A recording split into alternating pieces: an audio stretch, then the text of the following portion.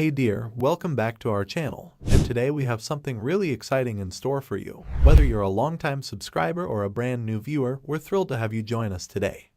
So, have you ever wondered about the disturbing history of Coco Chanel? Well, you've come to the right place. In today's video, we're diving deep into the history of Coco Chanel and uncovering some fascinating insights about Coco Chanel. But before we jump in, if you're new here, make sure you hit that subscribe button and turn on the notification bell so you never miss out on any of our exciting content. Trust me, you won't want to miss what we have in store. Although Coco Chanel, the most important fashion designer in the world, would never admit it, preferring to present numerous fictional accounts of her early life after she had attained enormous renown. She is one of the classic rags to riches stories of famous people. Nobody was supposed to be aware that she spent her early years in filthy orphanages and her teenage years in one-room hovels. We now know in great detail how Chanel rose from abject poverty to the top of society, even becoming the longtime lover of Britain's most wealthy man, the Duke of Westminster, and a friend of Winston Churchill, prior to as well as after his legendary wartime leadership, thanks to numerous biographers who dug into her past, including a couple of her close friends. She was born in 1883 in Saumur, France, in the Loire Valley, a stunning river valley known for its exquisite chateaux built in the 16th and 17th centuries. However, the family was soon moving, first to one village in the underdeveloped Auvergne region, then to another. Brive-la-Gaillarde, a thriving market town in the Corrèze region, served as her last and longest residence throughout her formative years. Gaillarde means spirited, which is fitting for the young girl who displayed such spirit as an adult. A trip through Chanel's youth can also be started in Brive, which is conveniently reachable by short flights from Paris or direct trains from the city. There are several respectable hotels and restaurants in this historic town of 50,000 people that is constructed of pink sandstone and has blue slate roofs. There is also a market known for its fresh foie gras and regional truffles. The young woman of 18 is ready to make one of the most significant decisions of her life as she stands at the convent door. Since the age of 12, this girl had lived in a nun-run orphanage since her father has abandoned her and her mother has passed away. However, she must choose whether to at this point, either go into the world or become a nun herself. And the young woman decides to leave the monastery and venture into the unknown, to make an effort to establish her own life. This young woman will go on to become Coco Chanel, a household name in fashion. How did this underprivileged orphan become the most well-known fashion designer of all time, establish a company that is now worth billions of dollars in the 20th century? How did she benefit from 2 wars while still surviving, in spite of being branded a covert Nazi spy? There are actually 2 different accounts of Chanel's life. The truth differs from the narrative Chanel previously provided. Welcome to the contentious life and ascent of Coco Chanel, the growth and demise of a fashion empire. Gabrielle Chanel was born into poverty on August 19, 1883, in a small French town. While her mother earned money by laundering clothes, her father moved from town to town selling clothing. Chanel's mother passed away when she was only 12 years old, and her father shortly followed. She was abandoned and given to a nun-run orphanage. They turned out to be stricter than a monastery. She would never see her father again because of her jailer. Chanel was unhappy in her location and was eager to be a grown-up and leave the orphanage. She learned, and that was the only fun part, the craft of stitching and sewing, and soon began creating gowns and caps with embellishments. Chanel left the nuns-run orphanage when she was 18 and enrolled throughout the finishing school at Notre Dame for women to develop her talents. She desired to start over and leave a life free of the pain she had experienced in the past. I desired to lead a luxurious life similar to the women of high society.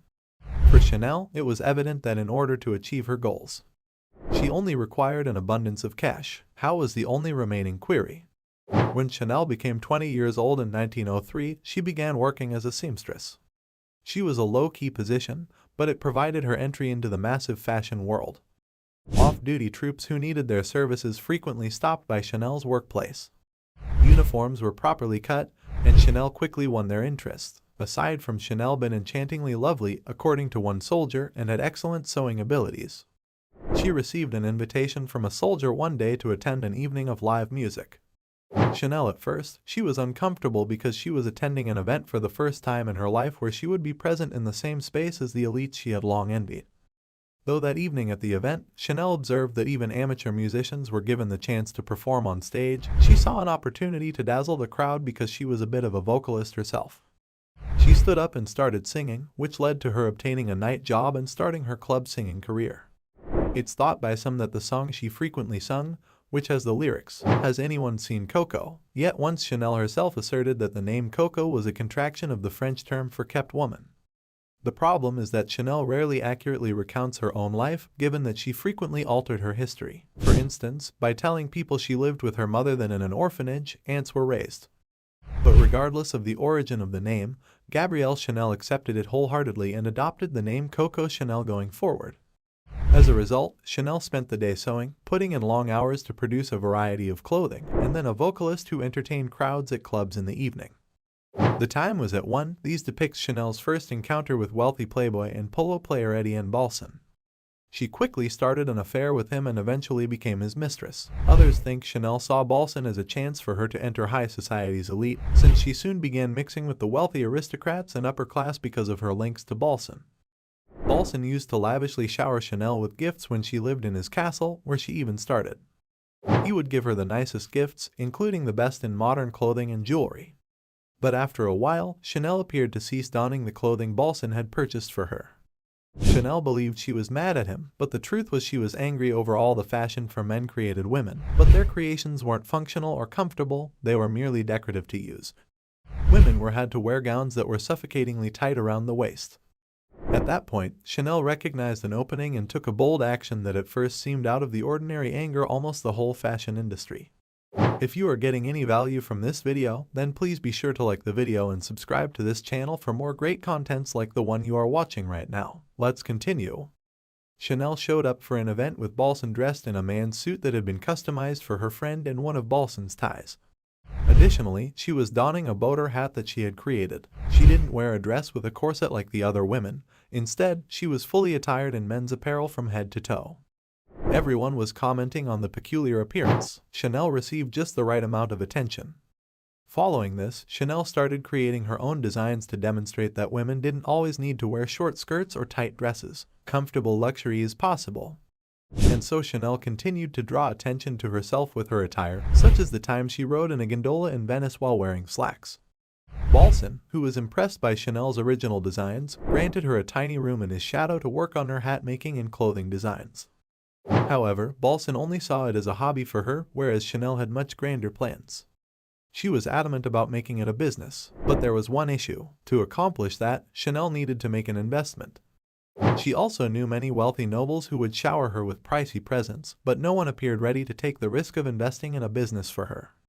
At the age of 26, Chanel was starting to feel restless when she happened to meet an exceedingly wealthy Englishman named Arthur Capel at one of Balsan's gatherings. The trajectory of Chanel's life would be radically altered by this relationship because the two not only fell in love but also started a business together. The pair relocated to Paris after Chanel left Balsan for Capel. Capel saw Chanel's talent and helped her create a modest shop in Paris in 1910 where she initially sold the hats she had manufactured. It was Chanel's talent that really helped the shop become a success since her designs were very original and rapidly became very popular. Although Capel provided the initial funding and offered some of his business experience to help get things started, it was Chanel's talent that truly helped the shop become a success. Unlike the huge fruit bowl ornamental hats that French women were earlier wearing, her hats were attractive and practical. As soon as every well-known French actress and socialite started wearing her creations, the city was enthralled. As Chanel's business expanded and her hat's popularity increased, she started hiring staff members and made the decision to launch her own line of casually elegant clothing.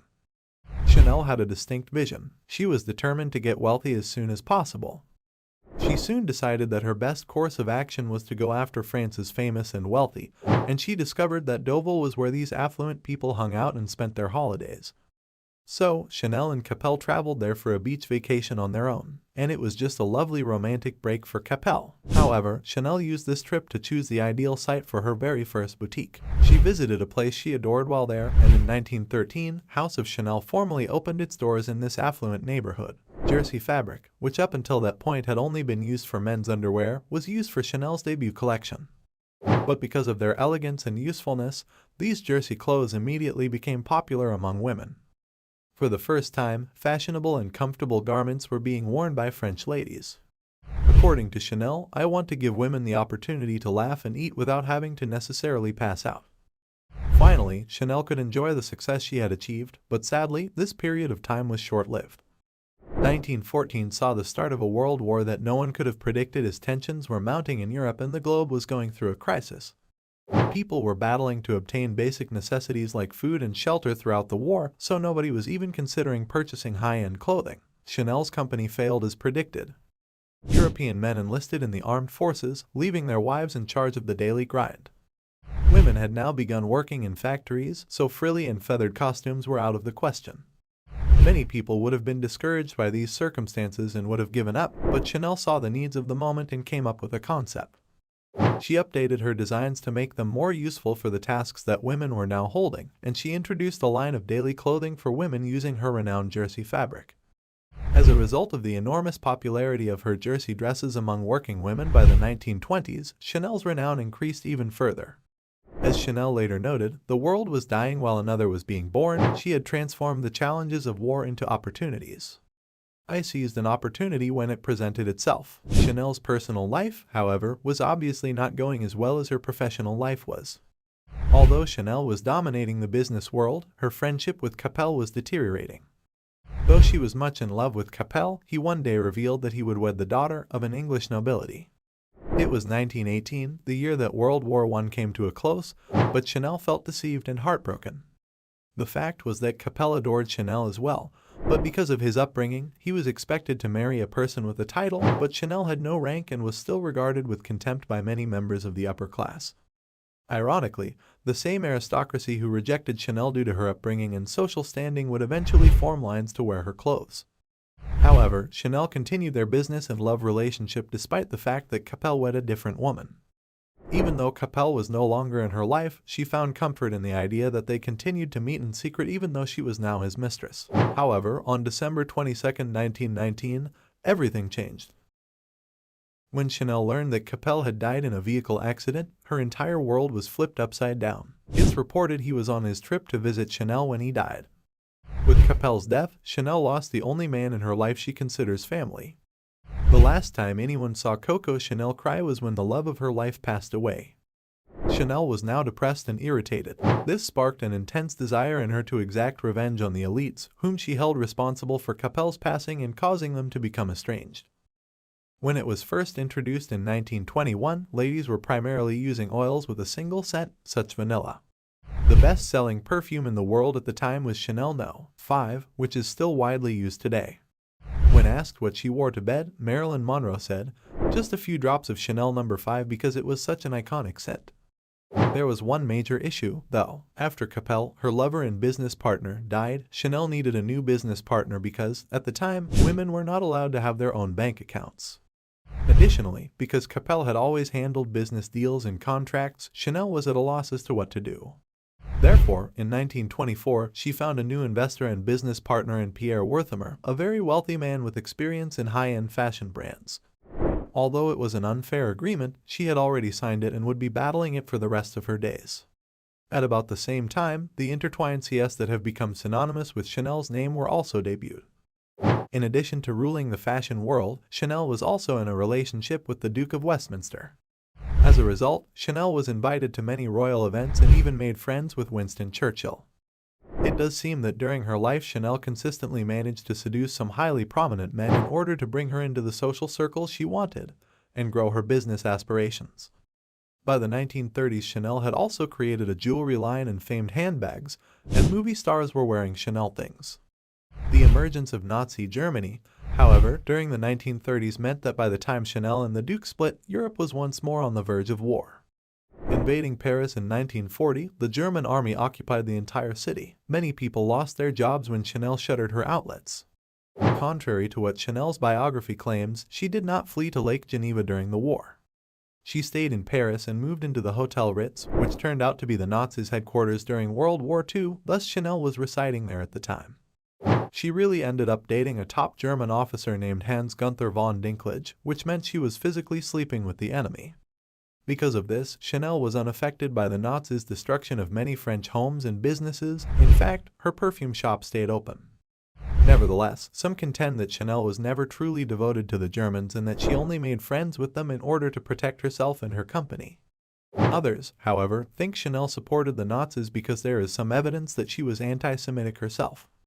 that she joined the German side because she believed they would win the war, or at the absolute least, that she did. Although we don't know her exact intentions, it appears that Chanel became a secret for a reason. During the war, the Nazis believed they could use her contacts to the affluent, including the members of the British royal family she knew from her relationship with the Duke of Westminster, to their advantage. Chanel so appeared to have taken out tasks for the Germans, such as being sent to Madrid to make connections with allies while posing as a businessperson. For a while, Chanel's connection to the Nazis was largely just a rumor, but in 2011, a book titled Sleeping with the Enemy, Coco Chanel's Secret War was published that pieced everything together using French police archives that were now declassified and cross-referencing with documents from other countries. According to the book, Chanel wasn't simply collaborating with the Nazis, she was also touring Europe, trying to recruit new agents for the Third Reich. Additionally, it is asserted that she exploited her connections to secure top-secret information for the Nazis and persuade others to carry out actions that would aid the Germans in World War II. These unearthed records claim that because Chanel knew Winston Churchill personally, the Nazis even dispatched her on a mission in 1944 to negotiate a surrender with the Allies. He turned down the deal, nevertheless, since it was becoming increasingly obvious that Germany would not win the war. Coco Chanel, on the other hand, may have volunteered to aid the Germans because she once more saw a financial opportunity. You know, during Germany's conquest of France, they had implemented their anti-Semitic policies, such as the prohibition on Jewish people owning businesses. Additionally, Jewishness was a factor in Chanel's business partnership with Pierre Wertheimer. Given that she received only 10% of the revenues from her own firm, Chanel had always seen him as a leech. And it's thought that Chanel saw this as a chance to void her agreement with him and that the Nazis would aid her in regaining full ownership of her prosperous perfume business. Chanel was unfortunate because Pierre was too cunning. He temporarily shifted his ownership interest in the company to a Christian friend of his before leaving the nation. His friend just transferred Pierre his shares back after he got home from the war. Chanel was thus constrained to receiving only 10% of the income. By the time the war was over, Chanel had broken up with Hans von Dinklage, but the rumor of their relationship spread like wildfire and she was accused of being a spy for Germany. Chanel was detained in France before she was able to escape. I think we can all agree that owning a business can occasionally get stressful, especially if you have to deal with gift returns, delayed delivery, and a backlog of client emails. But that's where ShipStation, the sponsor of today's film, comes in. By managing your orders from every platform in a single straightforward dashboard, ShipStation makes it simple to expand your business. Every online marketplace you sell on, including Amazon, Etsy, eBay, Shopify, and others, is seamlessly integrated with ShipStation. Then, using ShipStation, you can simply compare shipping costs and delivery timeframes, manage orders, automate repetitive shipping activities, print mailing labels, and more. Even your delivery costs can be reduced, saving you up to 86% off USPS and UPS rates. With the help of ShipStation, more than 130,000 businesses have already increased their online sales. Additionally, it's believed that Chanel used her considerable wealth and other high-ranking connections to buy off individuals and conceal her affiliation with the Nazis. But we cannot be certain. Even the author of the book on the subject expressed confusion over why the Allies allowed her to get away with it. However, the book does make the allegation that Chanel paid off the SS chief's family to suppress information about her, indicating that Chanel very likely did manage to hide her involvement with the Germans during World War II, thanks to her power and wealth. Chanel received a very poor reception in France after the war despite not being officially charged because of persistent rumors that she had aided the Nazis. The house of Chanel was in ruins and her reputation had been ruined. She was no longer in a secure situation, so she ran away to Switzerland and hid there for over 10 years. Chanel continued to follow the development of the fashion industry from a distance, but she was frustrated by what she saw. She found Christian Dior's designs to be the most irritating. Chanel detested his stiff, decorative garments and claimed they made women seem like sofas. She eventually ran out of excuses to avoid the fashion industry. She made the decision to return to the fashion industry because she was sure that modern women needed her. She desired to revive her legacy and brand. Surprisingly, Pierre Wertheimer was the one who gave Chanel a second chance. Even though Chanel had unsuccessfully sued Pierre after the war and attempted to annul their contract during it, Pierre recognized that having her back on board would ultimately increase the company's profits. Thus, after 15 years of being closed due to the war, Chanel reopened her fashion house in 1954 at the age of 71. The French media attacked her on the day she debuted her new fashion line, which was understandable considering that people still had not forgotten about her role in the war. They disapproved of her collection and labeled it a failure. Her new clothes collection received only negative press in France. However, her ideas soon made their way to America, where people immediately fell in love with them. Chanel's new collection was in line with how contemporary Americans desired to dress, whether it was because they were unaware of Chanel's connections to the Nazis or they were just putting everything behind them. Hollywood actresses and American celebrities soon flocked to Chanel's apparel. Jackie Kennedy and Elizabeth Taylor, two well-known women of the day, were all seen wearing Chanel. Chanel had finally restored her title as fashion queen despite all obstacles, and even at the age of 75, she continued to introduce popular new designs, including the timeless tweed suit. But Chanel passed away in 1971 at the age of 87, and soon after, fashion designer Karl Lagerfeld took over as the company's creative director and contributed to its future expansion. Even though Pierre Wertheimer has long since passed away, his grandsons now run the Chanel firm, and they collectively have a net worth of over $30 billion. It is interesting to note that the Wertheimer family still owns the Chanel Corporation to this day.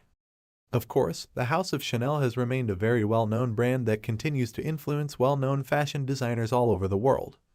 Chanel has extremely brilliant marketing. They make cinematic mini-films that make you forget you're viewing an advertisement. Nevertheless, despite Chanel's commercial success, the brand continued to face some controversy even after the death of its creator. For instance, their $825 2021 advent calendar received a lot of negative news since it included stuff like stickers and pins, and many buyers thought the company was taking advantage of them. However, in contrast to the company's founder being a spy and assisting Hitler, I suppose there isn't really much of a controversy, which brings us to the most intriguing and concluding query: what should we think of Coco Chanel? There is no denying that Coco Chanel is responsible for some of the most important fashion-related inventions. She was an inventor and a trailblazer. She was brought to an orphanage with little prospects and began out in poverty, so it is amazing how she was able to use her contacts to develop such a sizable business. Although you could argue that she only did what she had to in order to survive during the war, the evidence does seem to point to her actively assisting the Nazis. Which brings up an even more challenging ethical dilemma: should Coco Chanel's deeds have an impact on how we view the corporation today? Because even though she inspired the company's name, she passed away long ago, and the Chanel family does not even appear to be the company's owners. Can you therefore distinguish the company's founder from its current state? The truth is that there will be conflicting views about Chanel. But before I go, allow me to leave you with a phrase from Coco Chanel herself that may be the most brutally inspirational statement I've ever heard: "I don't care what you think of me. I don't give you a single thought." Now, let me ask you a quick question: why do so many of these high-end clothing companies have such contentious histories? For instance, the Versace narrative actually involves murder. And that brings us to the end of today's video. I hope you enjoyed this video with us as much as we did. We covered so many valuable insights that I'm sure you'll find incredibly helpful. If you found this video informative or entertaining, don't forget to give it a thumbs up and share it with your friends. It really helps us out and allows us to continue creating content that you love. Before we go, I want to give you a sneak peek of what's coming up next on our channel. We have some incredible videos lined up. Trust me, you won't want to miss what we have in store.